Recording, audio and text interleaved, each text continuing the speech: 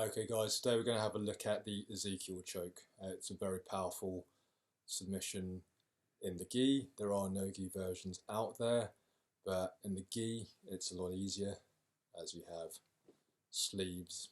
Actually I was working with a client before this whole lockdown kicked in, and he was practicing with his jacket in the middle of the street apparently, so you can do this anytime you have sleeves. So most typically we learn this from the mount here. So we have our opponent mounted and this is him facing us. This is his neck. Guys, with all these chokes and strangles, what you're looking for is to hit the carotid arteries on either side of the neck here, usually set slightly further back. What we're looking to do is cut the blood supply and therefore the oxygen supply to the brain, causing your opponent to pass out, which is great. So we're not trying to hit the front of the throat. That's very, very different. It takes a lot more effort to crush the windpipe than it does to cut off the arteries at the back of the neck. So if your opponent is coughing, your training partner is coughing, then we're not doing it right. We're looking to hit the side of the neck here. Should be relatively painless if you do it right. When you're sparring, obviously you might be forcing a little bit harder, so a little bit different then. A bit in practice. When we're practicing, when we're drilling, we're going to try and do it as soft as possible. Here though, we have an inanimate object to beat up, so we can put a little bit more force in. So what we're looking to do now is isolate the neck here. So we've got into a nice high mount here, and what we're looking to do is thread one arm underneath the neck. Here. I'm sure you can see. Cool. So my arm's underneath my head, and what we like to do here is hide what's going on in this arm. So my head is down here, and I have my hands there, so my opponent can't see what's going on. Right, from here, I'm going to insert my fingers into my sleeve, just like so. From here,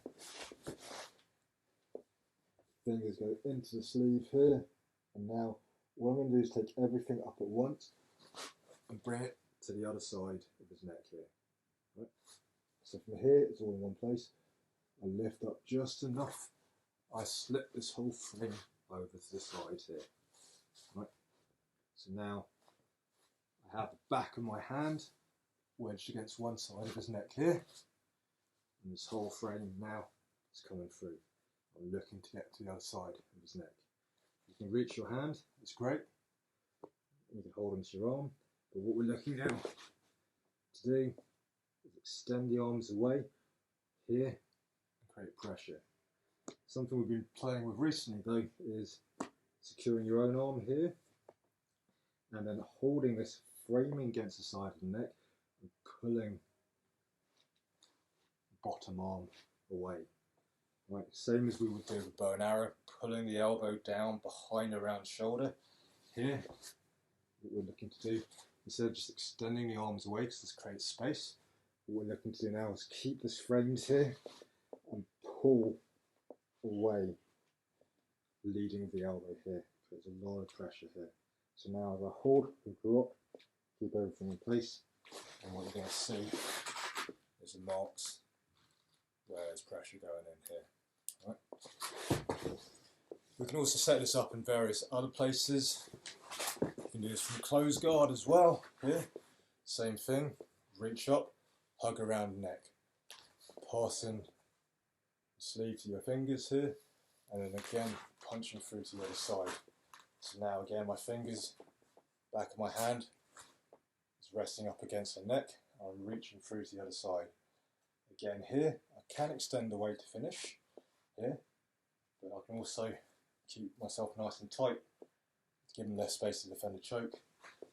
Put my hand in place, frame, and pull my elbow, this left elbow, down to create this choking pressure here.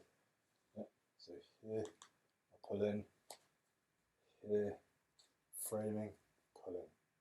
Right, and again, plenty of pressure created there. You can also do this from the back. Same thing, but defending the choke here. I'll reach around, put my fingers in, here, angling off. And again, we're always trying to find the right angle, so the main to shift off to the side. Here, fingers against the neck. Again here, framing this hand, pulling back with this elbow here. And from side control, especially the turning way to defend the back here, go under the arm, reach all the way through, grab, set up the same choke from the back here. Fingers in, back of my hand up against their neck, other hand reaching through, pulling back with this choking arm here. Guys, things to watch out for are your finger position here. Like how many fingers you put in and where do they fit on the neck. You're looking to get the back of your hand on the neck, not sideways on, but here. And you're also going to find that, yes, this puts a lot of pressure on your fingers. Some people go all 4 fingers in. I like to leave my little finger out. But you can do this with 2 fingers, 1 finger even here. More fingers in, obviously, the better protected you are. But this puts a lot of pressure on your fingers, and it's not uncommon to find yourself tapping while you're trying to put this choke onto other people. So practice. Once you get that flexibility in your wrists and your fingers, it's going to be a little bit easier. But very powerful choke, comes on pretty quickly if you get it in the right place, and you don't need a lot of force to finish it.